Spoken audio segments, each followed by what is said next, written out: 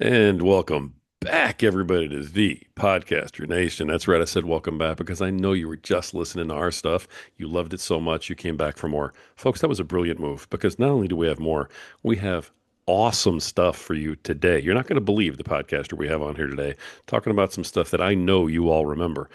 Folks, the reason he's here is because this is the podcast that is about podcasters, it's for podcasters, and it's done by podcasters. This is the place where the rising tide raises all ships. And so let's just get sailing and bring in the next guest. Alan Katz is with us today. And let me just tell you real quick, he's the host of the Donor Podcast.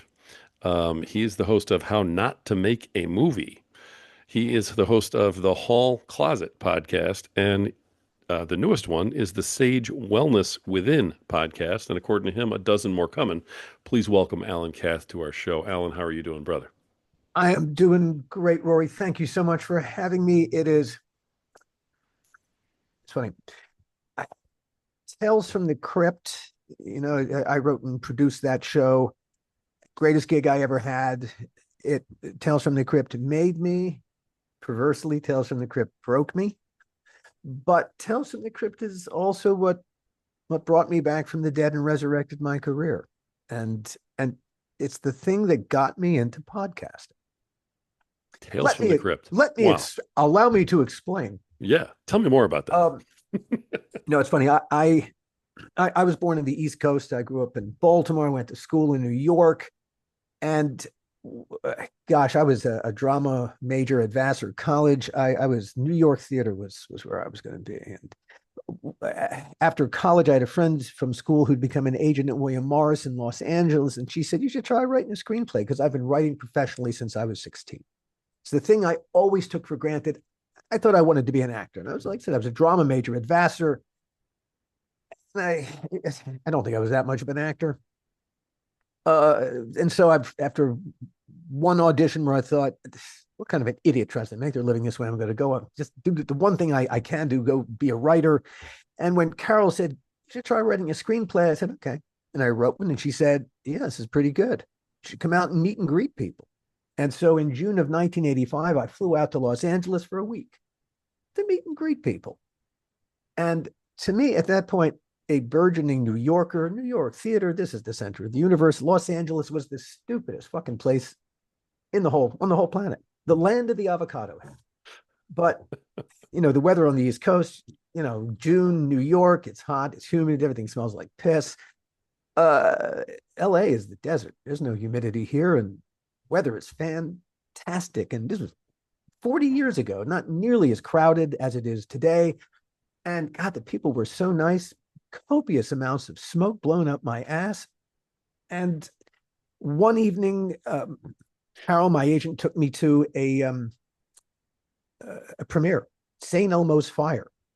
William Morris represented it, and that was heady to see that from the inside. And there was a party afterwards, and at the party, someone said, you should take a drive through Topanga Canyon.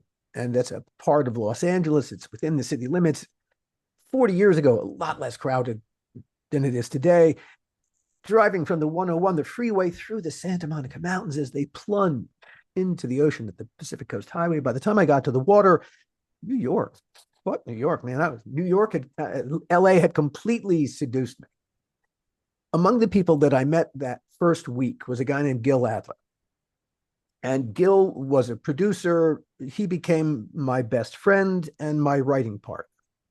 And it's funny, I made my living in horror, basically horror sci-fi, but horror was not my thing. Comedy was my thing. When I went, the first script I wrote was a comedy. And Gil came out of theater in New York and mostly comedy. And he was not a horror guy, but Gil, he trained as an accountant, and he understood a very basic thing. If you have $1 to make your movie or TV show, don't spend $1 you haven't got it. But if you can make your movie or TV show for 99 cents, 98 cents, make it still look like that dollar, well, that's good. Hey, if you can do your movie or TV show for 97 cents, 96 cents, make it look like $1 or $2, now you're onto something. The entire creative process is problem solving. And Gil's approach to solving creative problems was not to throw money at it, but it was to throw more creativity at it, which was exactly my solution to the creative problem solving. And so we hit it off. And we were writing scripts together. And Gil, like I said, was a very good producer. HBO discovered Gil, and he produced a show for them called The Hitchhiker up in Vancouver. Hmm. And then they had a very difficult production, a thing called Vietnam War Stories, way over budget, over schedule. And they sent Gil to Savannah, Georgia, where it was shooting, to try to fix it. And he fixed it. And he brought it in on time, on budget, and it won awards. A couple years later, they had another problem production called Tales from the Crypt on their hands. And Tales from the Crypt, first of all, let's go back to the early 90s when Tales from the Crypt happened. At that time, first of all, movies and TV were two very different spaces, not like today where people go back and forth between the two. Back then, very, very different. The occasional Tom Hanks or Robin Williams would go from TV to movies, but if you were going from movies and TV, that meant your career was over. Right. HBO had dipped its toe into a little bit of original programming in the early 90s, but there were movies, a thing called First and 10, a thing called Dream On. But those are basically just single camera shows with tits and the word fuck. You take out tits and fuck, and basically it's just a single camera show that any network could run if they thought that's what their audience wanted. Suddenly you had four big Hollywood mega producers, Joel Silver, Bob Zemeckis, Richard Donner, and Walter Hill. And they had this comic book that they loved as boys, Tales from the Crypt, the whole EC Comics thing. And they said to HBO, we want to take a feature film vision of this thing we love and stick it in your little teeny box. HBO jumped up and down and said, yeah, do what the fuck you want, guys. And so they gave him money and they went right into production writing scripts. There was no development process. No one sat down to ask the question, okay, we love these comic books. We're going to turn it into a TV series. How do we go about doing that so that every episode has all the stuff, the franchise elements from the comic books that we love, and we put them into the TV series? Well, it doesn't happen by magic. Someone has to do that. They never hired anyone. By the same token, the way that you make a TV show, whatever the network playing it, they pay a license fee each time they pay it. That the first time, that license fee, the first time, the second time, that is not going to pay for the cost of production. It's not. So the way that you make a TV show is you get what's called a deficit partner. And so whatever the means are towards profit, you get a deficit partner to pay for the actual cost of production. And then they own a big chunk of it, of course. Well, the executive producers, being feature guys, had no idea how TV works. They never got a deficit partner. And first season HBO did was 3 episodes, which were great. Another 3, so total 6 the first season. They ordered 18 episodes for the second season, and they were going to do a third season of an additional 13. But no one was minding the money. And the night before the wrap party of season 2, HBO, who had been cash flowing the whole thing, handed the executive producers a financial statement. They said, guys, if you want season 3, and there was money for the executive producers in season 3, you are $1 million cash in the shitter that we cash flowed you. If you want that season 3, get out your checkbooks and pay us right now. They promptly canceled the wrap party, fired everybody, got out their checkbooks, and gave HBO the $1 million so they could get the bigger payday on season 3. But the intention was that season 3 was the end. There was going to be no more Tales from the Crypt afterwards. And HBO wanted Gil to be the guy to see it out so that it would be seen out with, responsibly. And because I was Gil's writing partner, and because there had never been anyone doing the job of, in essence, the story editor, making sure the franchise got from there to here, no one got in my way. I did not have the qualifications to do the job that I was hired to do. I really did not. I had 2 jobs at Tales from the Crypt. First was I was the overseer of the franchise to make sure that, everything from the comic books that we all collectively loved, that we put it every way that we can into every frame of every episode. And so every script had to go through me. Mine were the last Mine were the last fingertips that touched every word before it went to department heads, casting, everywhere. So I was the last word on the last word. My other job on Tales from the Crypt was to write the Crypt Keeper segments. Hmm. Now, Okay. just as the Crypt Keeper never went through a development, just as the series never went through a development process, neither did the Crypt Keeper really. Now, the Crypt Keeper in the old DC comics, excuse me, is an old white guy with stringy hair. The executive producers wanted their own Crypt Keeper. And one day, purely by happenstance, at a storage facility, Joel Silver bumped into a special effects makeup wizard named Kevin Yeager. Kevin, he created the Crypt Keeper puppet. He also created Chucky. Kevin found John Kassir to be the voice of the Crypt Keeper. So you had a great puppet and a great voice. But no one ever said, okay, who is he? Whoever wrote the scripts for the episode, they threw lines at the Crypt Keeper. And so that was basically as far as it went developmentally. Well, my job was to write every single segment. And I don't know how you write for a character who doesn't exist. How do you write for a cipher? So just to do my damn job, I had to create a character. Now, I grew up loving old movies, loved the Marx Brothers. And I turned the Crypt Keeper into my little Groucho. And having to fill in with a personality and being a writer and therefore slightly lazy, I reached for the closest personality at hand, which was mine. And I stuffed me into the Crypt Keeper. So he looks like Kevin's puppet. He sounds like John's voice, but every word out of his head, every word that tumbled out of his mouth was me. Hmm. Over the course of the third season, something happened. Because we reinvigorated the franchise by going back to the things about the EC comics that we loved and making sure they were in every frame, by making sure we got actors, feature film actors, to be in our stupid little TV show. That helped. But at the end of the day, the thing that really made all the difference in the world and what turned it from just a TV show into a franchise was what we did to the Crypt Keeper. And yes, the episodes are important, but the Crypt Keeper became the franchise. And that was what gave it longevity. A couple years ago, TNT wanted to do a Thursday night horror wheel.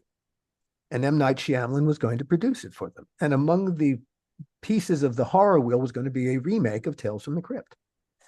M. Night Shyamalan had, I guess he'd optioned the comics. And then he bumped into a fact that he didn't realize. The Crypt Keeper he got was the old white guy with stringy hair. The Crypt Keeper he thought he was getting as part of the package was the Crypt Keeper.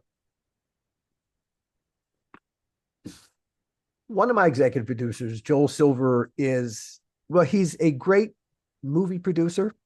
He is an impresario in the classical sense. He is also one of the biggest fucking assholes on the planet. And I'm not the first person to say that, not by a long shot. And most people say it with much more vigor than I just said it.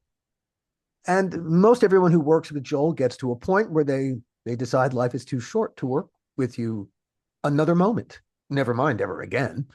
And the Crypt Partners ultimately got to that point at some point. And fairly early on, Bill Gaines, who published the EC Comics and later published Mad Magazine, Bill Gaines and later his family, they were utterly convinced they were right that Joel had cheated Bill and cheated them, and their attitude is they would never work with Joel Silver again. No, never, ever. They would never put a penny in Joel Silver's pocket, excuse me. And so Tales from the Crypt and the Crypt Keeper are forever divorced. And they will never be together again. Where will the children go for Christmas? I have no idea. Now, That's a sad story.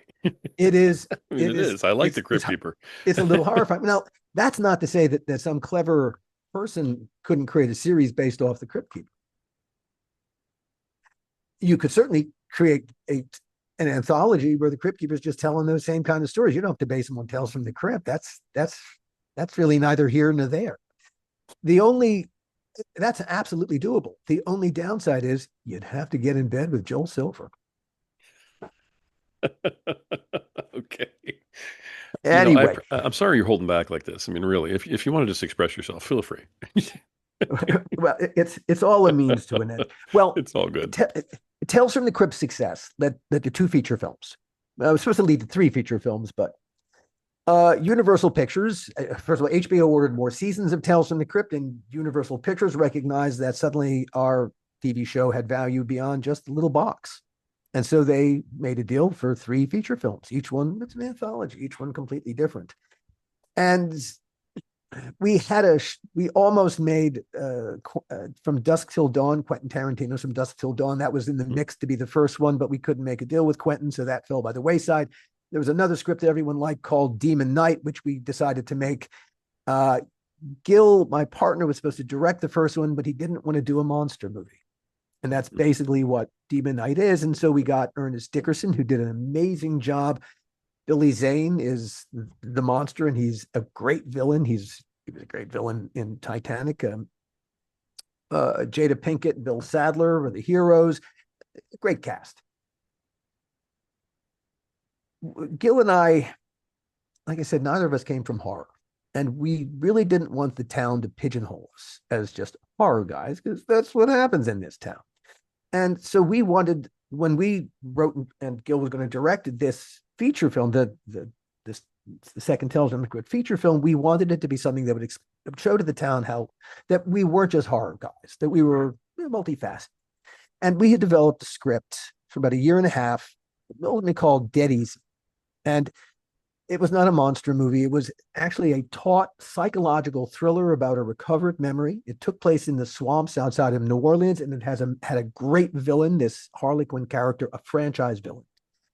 He said we spent 18 months working on it. The whole creative team was involved. Universal Pictures, our studio, which they must have liked it because they gave us money. We spent 6 months outside New Orleans prepping the movie. We cast a young unknown actress named Selma Hayek to be the female lead. And 3 weeks before the start of principal photography in New Orleans, I mean, we were prepping the movie. Universal called us, said, "Stop spending money, come home. You're not making that movie." Ouch.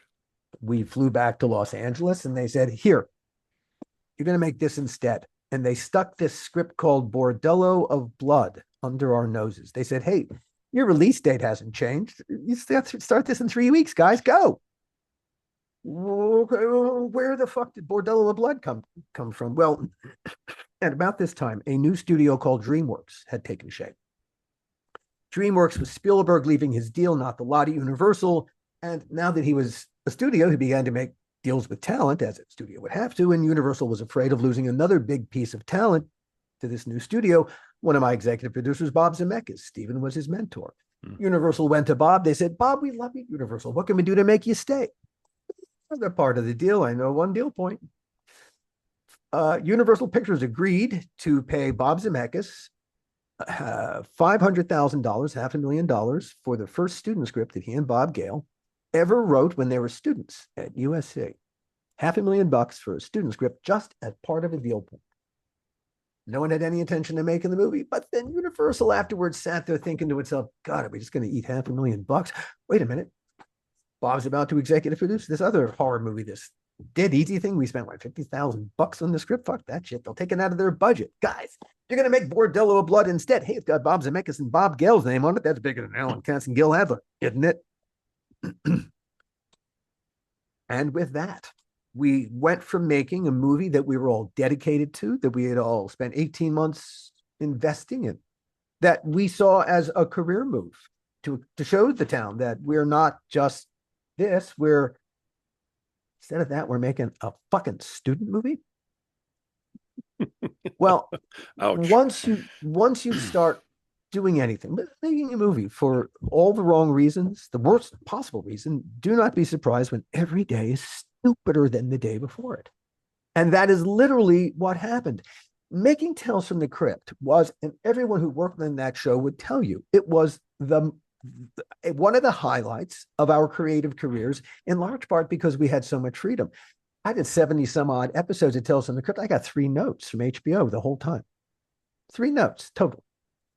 And that freedom, we all had to tell the story the way we wanted to, with total freedom. Uh, Suddenly, this was literally everything that you could possibly do wrong, we did wrong. And this was my personal Waterloo. And by the time the movie was released, we did not make the original release date. They held us. They dumped us the following August. So it was not the next Halloween. It was August after the following Halloween. They dumped us. And I went into a 2-decade long deepening depression and a writer's block I didn't even know I was in. And yeah, the failure on Bordello of Blood really set everything into motion. I did a couple seasons on a thing called The Outer Limits, which were a couple of great seasons. But ultimately, yeah, I kind of vanished. I disappeared from the thing about Hmm. the movie and TV mountain. It's so hard to get onto. The hardest thing is to stay on the mountain. And when you get cast off the mountain, oh man, nothing is worse because it's so hard to get back on that mountain. Yeah. And so I found myself adrift. All the people that I'd known and worked with, they were all on the mountain and I wasn't. And I raised my kids. Like I said, I ended up in a deepening depression. And 3 days before Christmas 2016, I came within literal inches of killing myself. And I knew I was in trouble, but terribly afraid of medicating myself. My dad was a physician. I grew up in the medical culture. I knew that my GP had no background in the kind of medication that I needed. And I'd done my own research, and now I knew it's time. So I drove to my GP. I said, here's what I just did. Here's what I want to do. Can you write me a prescription for this thing that I've looked into? And he whipped out his smartphone. He said, yeah, okay. And he wrote the prescription, picked it up, went home, told my family what I was going to do. And then I got super lucky. Within 36 hours, I leveled. I felt the medication do what it's supposed to do. It put the darkness not into a box. It didn't make it disappear. It put it into a cage. Oh, it's still there. And it can reach between the bars to try to get at me, but it can't get at me. Yeah. And once the darkness could no longer get at me, the self-directed rage, the self-loathing, I could get at the secret that caused all the self-loathing. And yeah, I was keeping the secret from myself for 45 years. Then that when I was 14, I was sexually molested twice by the religious director at the synagogue where my family belonged. The first time is bad, yes, of course. But for me, it was the second time that set the hook, because the second time happened because I didn't say anything the first time. So while the second time is happening, I know what I did to myself, and I said, you did this. This is your fault. You deserve this. Hmm. Wrong, wrong, wrong. But it's not rational. And Right. that then becomes the template. And so every time something terrible happens, you had this coming. And when you get into adulthood, it gets a lot more complicated. You've taken the blame for shit that you didn't do. It ain't good for anybody. It ain't Right. good for relationships. That's bad for everybody. But that becomes the pattern. And when success led to continuing failure, well, of course, what are you going to do? Well, it is so true what they say about the truth setting you free. And the weekend when I confronted this secret, awful. But yes, the truth set me free. And here's the most remarkable thing. I've had a whole career as a writer. I've been writing professionally since I was 16. I've been a writer my whole life. But if you can't tell your own story to you, can you really tell anyone else's story either? No, not really. But now that I can suddenly tell me my story and tell my story with balls to the wall honesty, well, suddenly I could tell anybody's story with honesty, because that suddenly became the point. Just as the truth set me free, I believe the truth will set everybody free. And that became, I don't know, my purpose. Uh,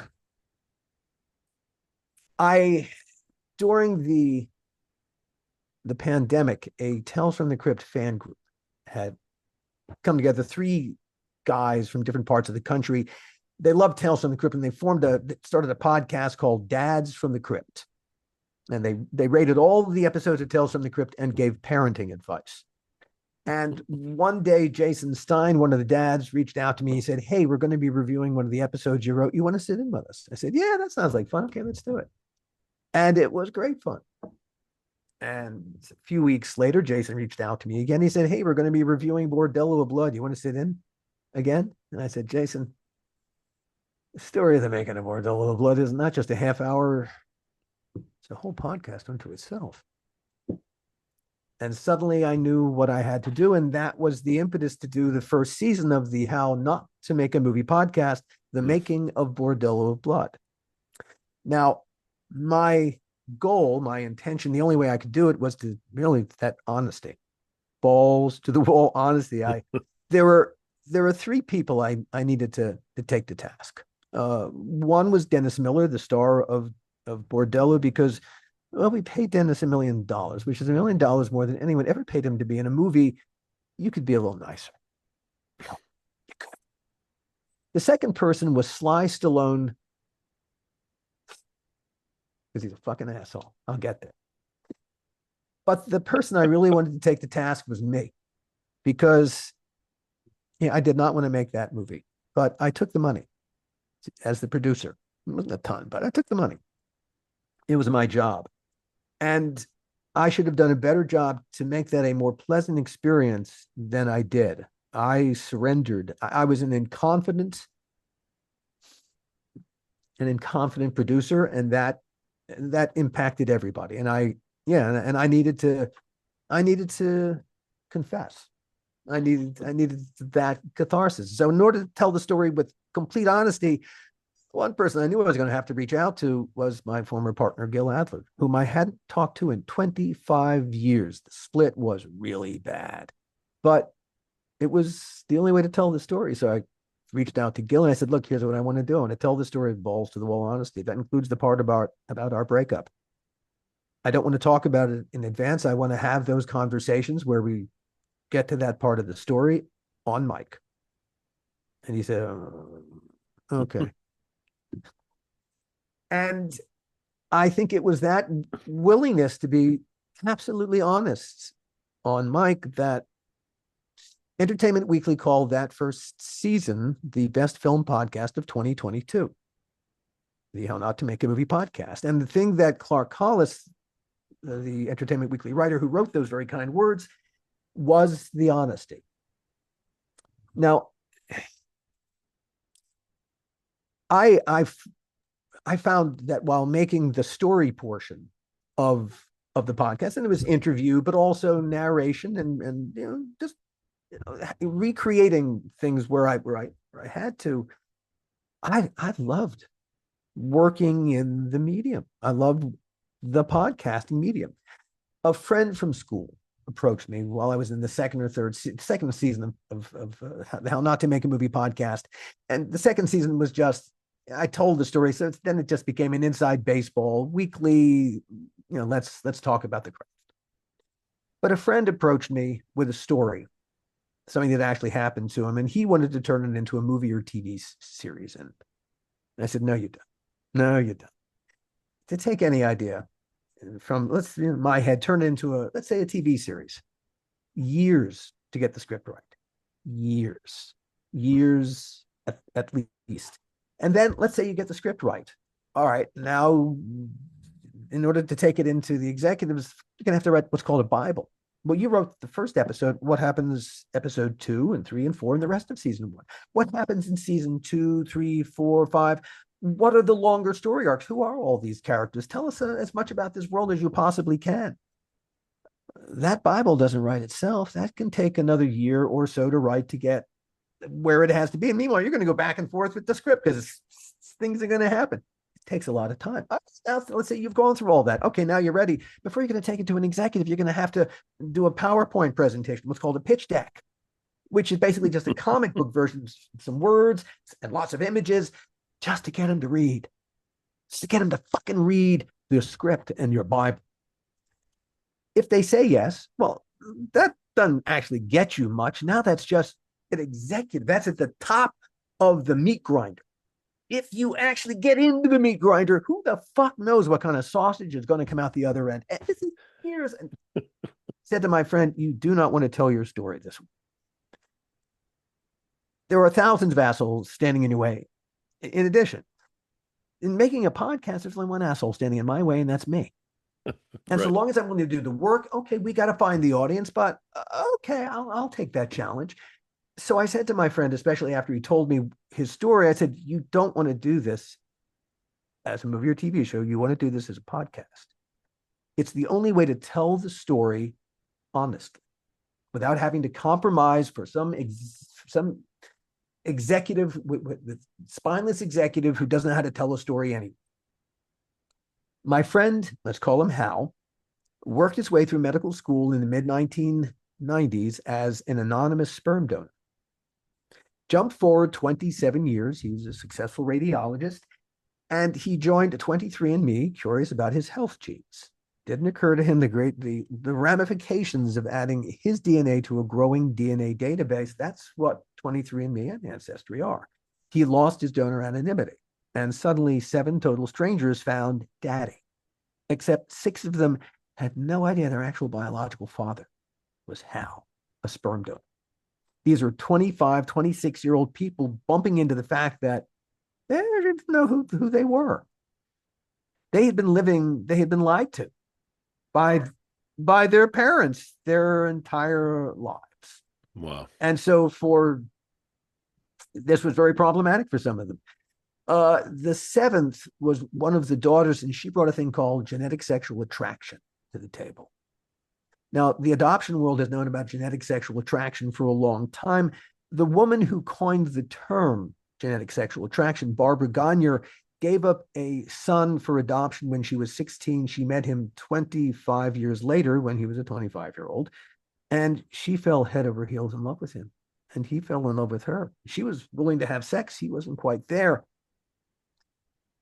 There is data that says that a lot of the negativity that we feel towards incest, the taboo-ness of it, isn't the fact that we are genetically related. It occurs as a result of what's called negative imprinting that occurs because of proximity during the first 2 to 3 years of life.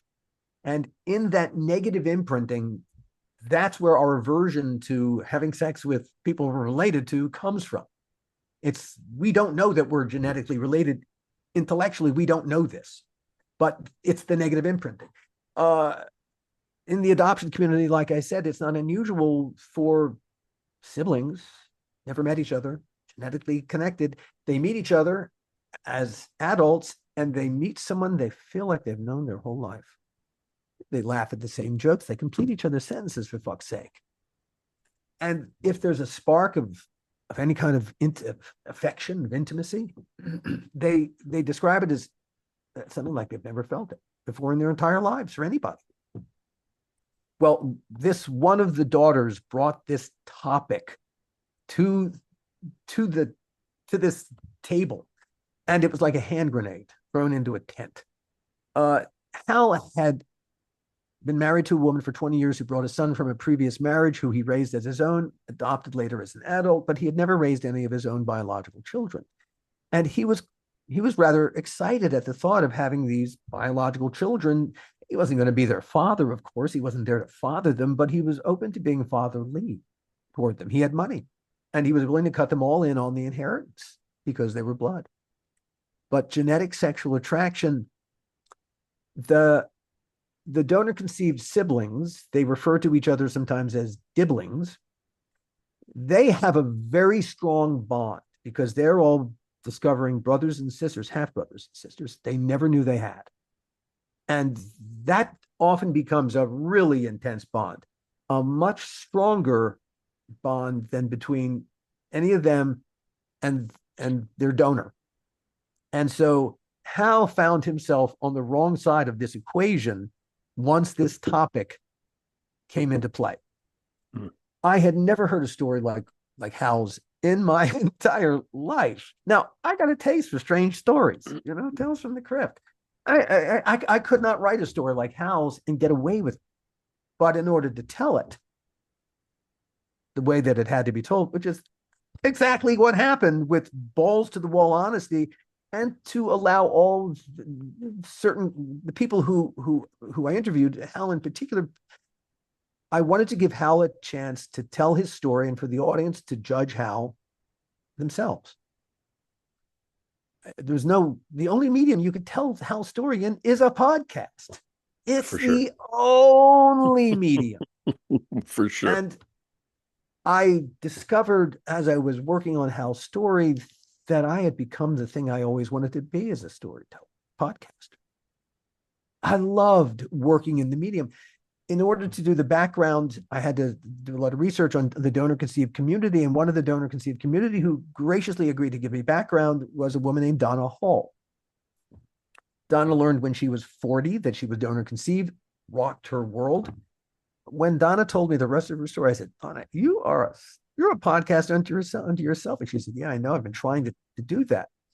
Well, Donna is a great storyteller. She has a great story, but how you tell a story is really important to the story. It's as much the story as the story itself. And that's the thing that Donna needed help with.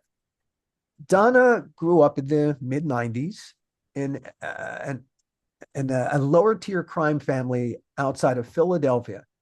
The Halls weren't the Corleones from the Godfather movies, but they made national headlines just the same. Donna's mom, Phyllis, maybe the worst mom ever, maybe. She spent 6 months in prison for child endangerment. Donna's stepdad, John Hall, a true criminal mastermind, he put more than 25 people behind bars based on bullshit confessions that John Hall concocted to mitigate his own considerable legal jeopardy. Wow. Among the people he put behind bars, his own stepson, Herb Hack, spent 18 months in prison awaiting trial for a murder he did not commit. John Hall put a man named Walter Ogrod on death row in Pennsylvania for 24 years for a murder Walter did not commit. When Pennsylvania finally admitted its mistake, they paid Walter $9 million Wow. for the mistake. There is still a man named David Dixon. There's some movement he might finally be getting out. There's still a man, he's serving a life sentence based on a bullshit David John Hall confession. Donna tells the story of what it was like growing up in this family where every single day, literally one or more of the adults in the house was committing one kind of a crime or another. And sometimes that crime was as simple as sexual assault on someone else in the family. An amazing story like that. I never heard anything like this before in my entire life. And that's the hall closet. And Right. it is Donna telling her story. I am just the producer.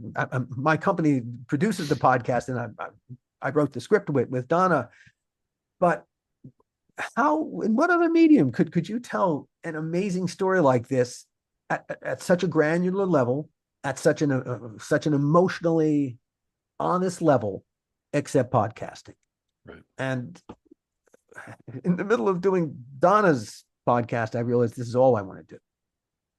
Now, here's the thing about podcasting, and this has to do with movies and TV shows. And why podcasting, I think, has a lot going for it.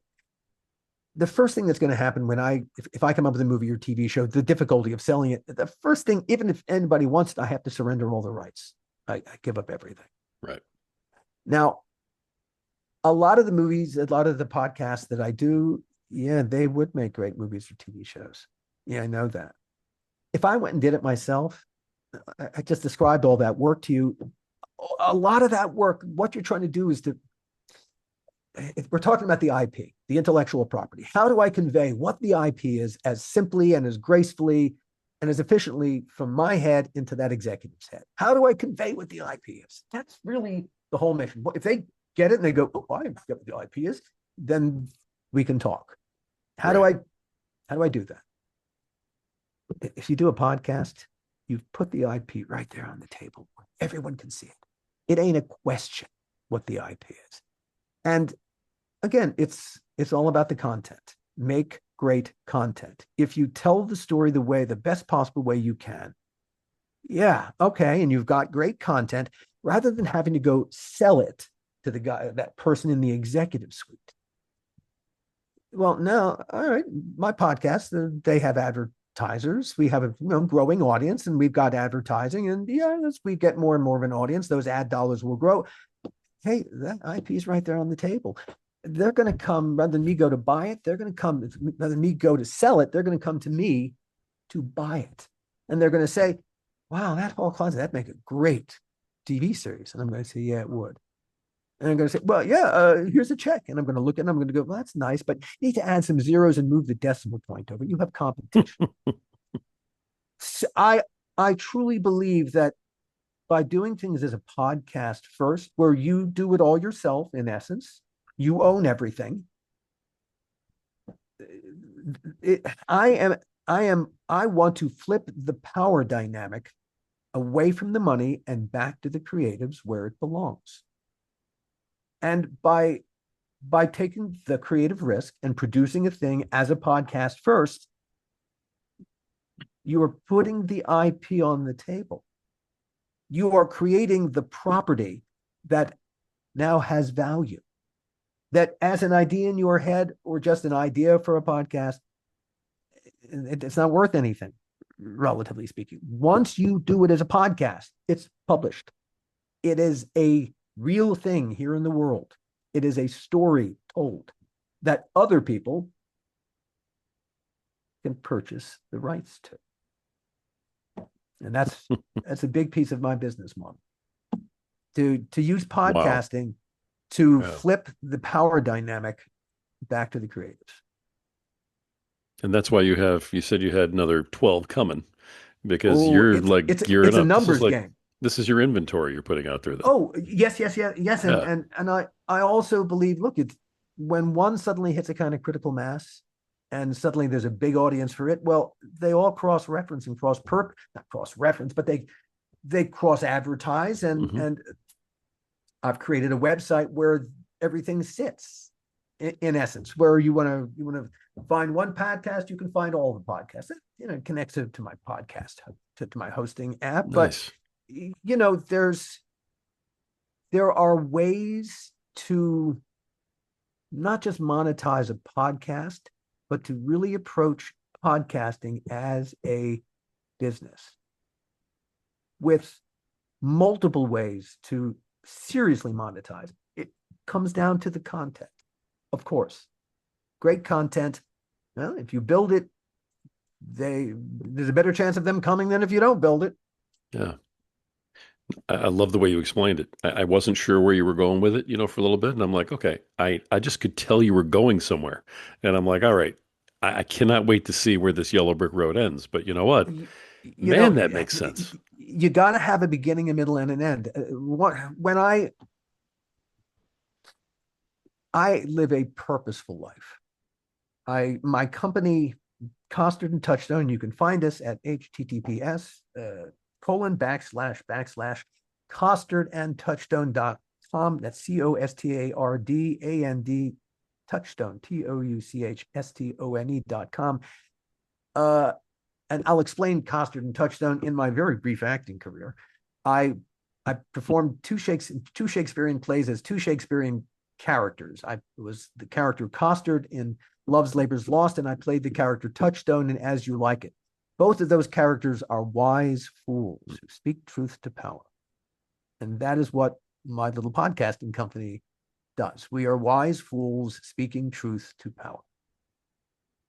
So if you at Costard and Touchstone, our mission is to make the world a better place through storytelling. That's Nice. our mission. And walking through life, having that purpose every day as frontlets before mine eyes. Yeah, there's not a day that goes by that there's not shit I got to do here in the podcasting world there's content that's screaming at me. Us first, us first, us first. Nice. I love, Nice. I have been miserable. I have been unhappy. I've known success and I've known failure. And the way that I would describe this, I ain't making a ton of dough right this second. I fully intend to, but I've never been happy. Never. And money is just that's icing. I'm enjoying the cake, and the cake is storytelling through podcast. Nice. So now, if someone has like the Halls, for instance, okay, or the people who brought you the Donor podcast, if they have a story and they're thinking, hey, I really would love to see this turned into a podcast, maybe turned into a movie, they come to you. This is part of the business model. Yes, absolutely, positively. I'm happy to hear stories. You got to be patient with me until I can, until the investors show up and their money clears, their checks clear the bank. I'm a one man band, Sure.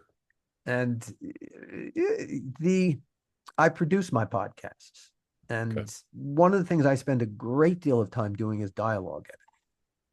A lot of time because I want all my pod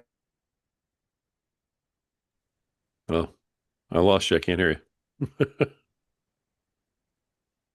talking with my hand. Can you hear Hey there. me? Got you back. Yep. Got you back. Okay, yeah, I'm talking with my Hey, I'm Italian. I um know what I'm looking at. I see it. It's okay. I'm sorry, Rory. What was I saying? You were just talking about how you're producing all of your own podcasts and you're a one-man Oh, show, and absolutely. yeah. Yeah. The dialogue editing. Yeah, I'm really Right. I dialogue edit very heavily. I want everyone to sound the best they can possibly sound. Nice. It's so I I want, yeah, I have a certain sound in my head. The story podcasts, they're a blend of, well, for instance, with Donna's podcast, for instance, Donna's the narrator, but a lot of the narration, a lot of what you hear her talking about we acquired while I just interviewed her, and I Hmm. took me out of all the interview, Sure. and I just used Donna.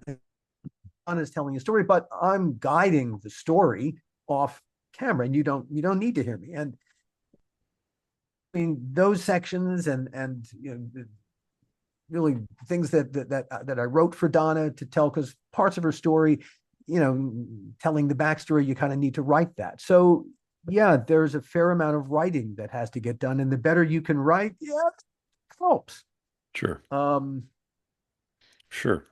but the house style is the combination of script, edited interview, sound design, music, because the music really is that's the emotional undertone. And this, I take a very cinematic approach to podcasting. I made a lot of movies and TV shows, and the sound design is an integral part of the experience. All right, hey, the good thing is there's no visual. Man, that saves a lot of time on editing, because cutting video is very time consuming. This, in a way, is so much. It's more liberating because you don't have to worry about the video. Sure. Holy Now, cow, it's I fun. totally understand the business model. I think it's awesome. And but I'm looking at you have your fourth one, and I'm wondering if this falls within it or if you're taking a different direction with this. The Sage Wellness Within. Sage How does Wellness that fit? is about Chinese medicine. Okay. And that is one where basically that's I'm a production services company too. And we produce that as a production services company. Uh that's I see. the thing I love about this business is that it's the wild, wild west. We are inventing it in real time. Yes. And each podcast is its own creature. Mhm. And I am quite I want to let each podcast find its own voice, find its own way. Actually, we released 8 episodes, and then the Dr. Andrea Thorpe, she wanted to do it slightly differently, and so I pulled everything except the first episode. We kind of started again, and she suddenly got to a point where she said she suddenly saw how this was going to fit in with everything she wanted to do, and she went from being I want to do it, but I'm reluctant, to being I see how this fits in with my plan. And Uh, so we're beginning to re-release the podcasts, updated them, and rather than being a limited series, she's decided she wants it to be open-ended. But she doesn't want to be tied to a weekly schedule. She wants to be able to release them when they're done, when they're ready. hmm. And so the great thing about podcasting is, okay, if that's what you want to do, so long as you tell the audience, Right. here's our release schedule. It won't be every week, but we'll tell you when it's coming, and look out for us, and leave us your email. Well, that it's simply a way to capture information to help to build your audience. You again, Right. it's with this particular business, everything is is an opportunity depending upon how you see it. Sure. It's either an I love that. obstacle or an opportunity. Nice. Look, life's always going to throw you lemons. Make daiquiris with them. Yeah, lemonade's cool, but shoot for daiquiris. And if you can figure out a way to power a car with it, oh, hey, go for that too. Nice. Yeah. Yeah. I love the Solve, attitude. I That's go great. back to my old partner Gil's way to solve the the creative problem of being creative. Throw more creativity at it. Think outside the box. Really, really just recognize sometimes that you're in the box Yeah. and let go of all the solutions that you think you have to solving the problem. Step outside the box. What else? What other possibilities are there? You'd be shocked how we limit our own creative possibilities by assuming the things we can't do or that one can't do. Don't. Don't. Great advice. I love this, the whole thing right now. I'm always telling people a lot of these similar things. It's like, it's your podcast. You're the boss of it. You know, no one can tell you what to do. You feel like you should do these things because it's like what the norm has been established. But in the end, you're saying, and you're giving them gold right now. It is your podcast. The Do what you more want. you can make it, the better, because that really and truly the another of the things that I love about storytelling in this medium is its intimacy. People take our voices and our stories and they put them, well, they listen with earbuds or headphones, even in their car. It's a giant sound pod, and they take it and they put it inside the most intimate spaces between their ears, inside their heads. And I, it is an incredible honor to be taken to such an intimate space by people. It's a responsibility too, and it's, Right. if you don't honor the responsibilities, that's when they will leave you. That they will walk away from you because you stopped respecting the intimacy that they allowed you. So it's very important that as you think about your podcast, as you produce your podcast, as you market your podcast, that you understand exactly what you're selling and what it is about you and your voice and your story that your audience and the audience that isn't yours yet, but you can make yours. That is the trick of this, to understand what you have and how best to exploit it. I love every single thing you're saying right now, and I love the way you're Well, saying it thank too. you. But Killing me. you know, we're both incredibly passionate about this medium because it's so fucking democratic. It is. It is. And once we begin to figure out really some of that power dynamic that I described earlier, Mhm. yeah. Well, it's funny you This mentioned is that. grassroots power. This is Yes. it. We're it. It's funny you brought up a power dynamic because this is one of the few, areas left where you still have the power over your own thing. Really, nobody can tell you what to do with your podcast here. Yeah, that's giant. Amen, brother. That's giant. Love it. Absolutely love it. All right. So you said you have 12 more coming. Do you want to tease Among those, anything? yes. Coming hopefully later this month in July, if I can get enough produced in time. The last election really finished off legacy journalism. Legacy journalism in America is dying. If that, no, it's dead. It's dead. That left, regardless of your politics, it left a lot of journalists desiring to be journalists with no place to be journalists. And so podcasting and the YouTube side of it is where a lot of people are going. And so I reached out to a number of journalists who I knew, who I had met. And I've, among the dozen podcasts coming, are four different podcasts with four different journalists, Hmm. giving, then I'll give you, for instance, David Swanson has been a photojournalist for 40 years. he took one of the iconic photos of 9/11 of the first responders down in the pit. He's been to war zones from Bosnia to Afghanistan to Iraq, the wildfires here in LA, and just now the Battle of LA that took place a couple of weeks ago. His his pictures, of course, they speak thousands of words, as pictures do. Sure. But while they tell you what it looked like standing where he stood taking that picture, the pictures cannot tell you what it felt like standing there. And that's what the podcast is about. It's about what it felt like standing in Haiti, watching tragedy all around you, or on a red carpet, watching the silliest, the height of silliness in a serious world. But the for so for David, this is an opportunity to really tell his story in a way that I don't know. It seemed quite exciting to me.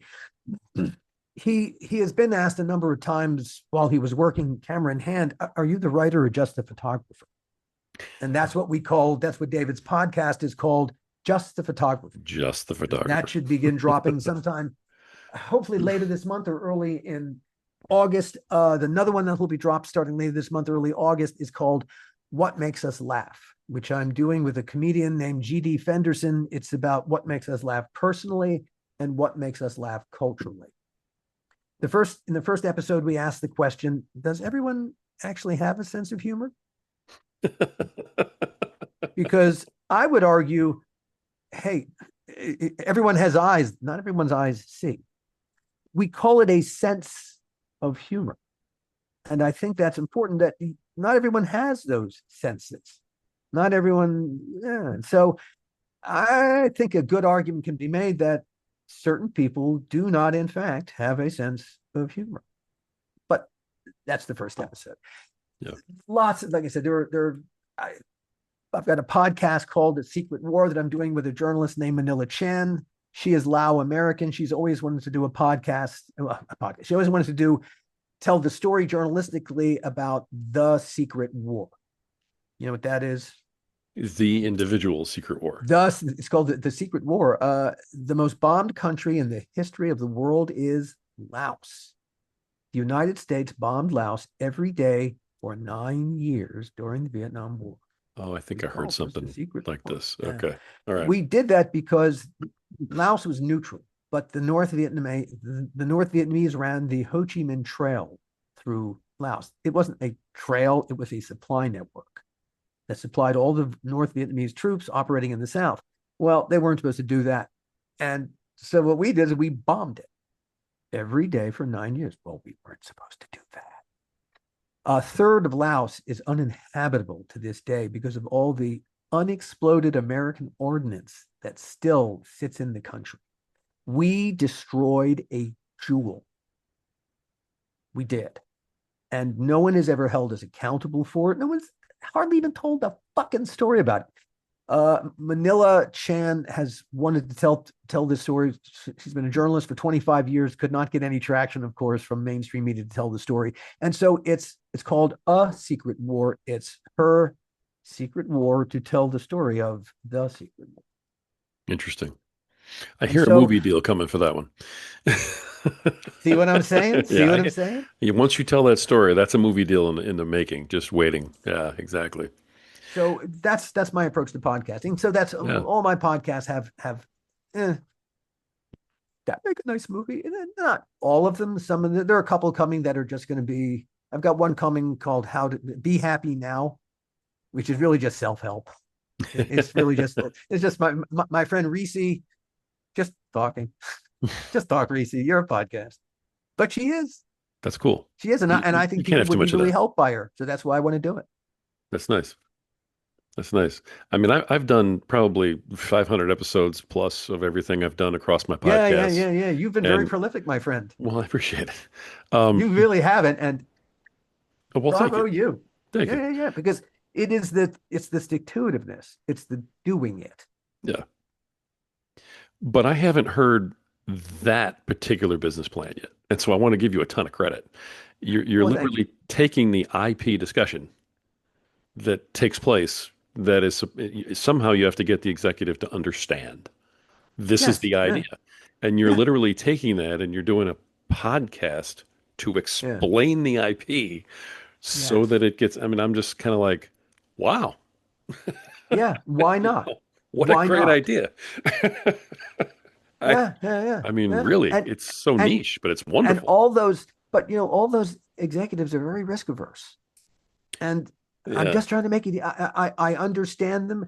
I understand their problem, but okay, I know how to solve their problem. Let me take away the risk.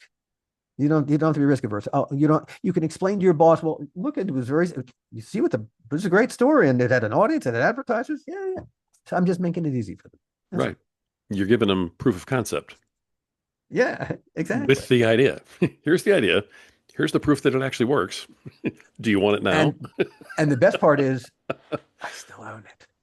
That's really, yeah, that's nice. And that's the bottom line. Yeah, All the power in this world, all the power, and in a deal is no. right. Is the power to kill the deal and say, no, no, I don't like the terms. Go away. And that's what I'm after. The power of no. You know what? I've told the story. I like your check, but I fucking hate you. This is what I can hardly wait to say to an executive, I don't need your money. Fuck off. I'll do it for half price with anybody else. Fuck you. Right. And I will have the freedom to do that. Yes, you will. Absolutely, 100%. Because you've earned it. You've gone out and done it. I love this. I And mean, I I've love the also, attitude behind it. but more to the point, I've told the story the way that I wanted to. Exactly the way that I wanted to. You will not interfere with me. And when I sell it, do I want to be involved with it? Oh God, probably not. Probably not. Really, do I want to get involved with all that mishigas? That's the technical term. I no, I got my money. I told the story. Yeah, if everyone seems okay, I'll visit the set occasionally. Make sure my chair is where it belongs. You know, you know Just write me a check, man. that's really my attitude. Yeah, I'm being somewhat cynical toward the money people because that's all they deserve from the sure. creatives is our cynicism. Yeah. Well, I love the line that you're drawing. It's funny because I always ask a question on my podcast about, at this podcast anyway, about what is it you like the most when it comes to doing your podcast? Okay, what is it you love the most, and what is it you absolutely hate the most about doing it? You may have answered the first part of that just now. Oh, yes, yes, yes. It's the power. Right. It's So, the power. The words have power. Yeah, the words do have power, and the message has power, and the story has power, and yeah, I can feel all the power, and I love that. Yeah, yeah, yeah. No, I don't blame you either. yeah. So I could As still for ask what you I the second hate, part. Yeah, I can still get yeah, you with the second part of I'm a perfectionist, and like I said, there's a lot of dialogue edit, it. and the pre-edit. Everything has to be pre-edited, and so the dialogue edit very time consuming, very, very fiddly. It's Yeah, teeny tiny and maddening, but there's no other way to do it until such time as I have staff to do the hard stuff. I got to do that myself. And yeah, I, we didn't have to do that. That's always the mountain you have to climb to get to the finished podcast. You have to right. do the Scott work first. Yeah, So start, quit love it. wasting time. Love it, love it, love it. No, I mean, if you did this whole question Family Feud style, top five answers on the board, editing is almost always like, number one answer type of thing. But I haven't heard But anybody else but say power on the other side. So that is just really refreshing to hear. but that said, when I've made a really nice edit, like a great transition from one piece of music to another piece of music that really captures the shift in tone from the narrator's voice, and it really, I don't know, that part of the sound editing is really rewarding when you put it all together and it captures the emotional flow of the thing. It's magic. It's magic. It's somewhere between magic and a superpower, and that one can transform reality into this version of reality, and people can hear it, and you can touch their hearts with it. What more do you need from this life? For fuck's sake. Okay, some money in your pocket, but okay. A couple of bucks to enjoy it with, right? So This too will come. I believe that. yeah, I wouldn't mind enjoying it over a scotch. I mean, that would be okay. But other than that, yeah, it's pretty good. That is pretty good. I love it. I can't tell you how much I just appreciate your passion and your purpose behind what you're doing. Oh, well, Um, thank you, Rory. it's a difficult thing to explain to people, this thing about control of your own podcast. And you not only get it, but I mean, you're all about it. And I'm about exploiting it. you really are. And frankly, I'm over here just like I'd be applauding the entire time if it wouldn't completely destroy the sound. Oh, and really take this and run with it, my friend. Take Yeah, love find the your idea. ultimate power and use it to the fullest. That is what we all must do. Yeah. Well, and you probably This just this is answered my this my other question. this is not just my magic trick. This is me anyone's magic trick. That's the thing. Here's how you do it, man. It's just a slight. It's not sleight of hand. Look, it does depend upon great content, Right. Right. Right. but with that given, here's all the things we can do with our great content. We got to be patient. We got to have a long-term plan. You got to be willing to struggle. There will be vicissitudes, good and bad, and you got to zig and zag with the vicissitudes. See the larger struggle. See the larger purpose that you're after. Nice. Drive toward that, my friend. Just drive toward that. That's the Nice. deal. And again, I think you got me because my last question usually is, what sort of advice for podcasters do you have, who are not quite where you are? So what I'll do is I'll put that question to you and say, hey, you can either, double down on something you already gave them because you've been giving them advice this entire time. And I appreciate that greatly. Or you can come up with something new. So what do you think? Well, it's kind of a variation. First of all, be patient with yourself. There you go.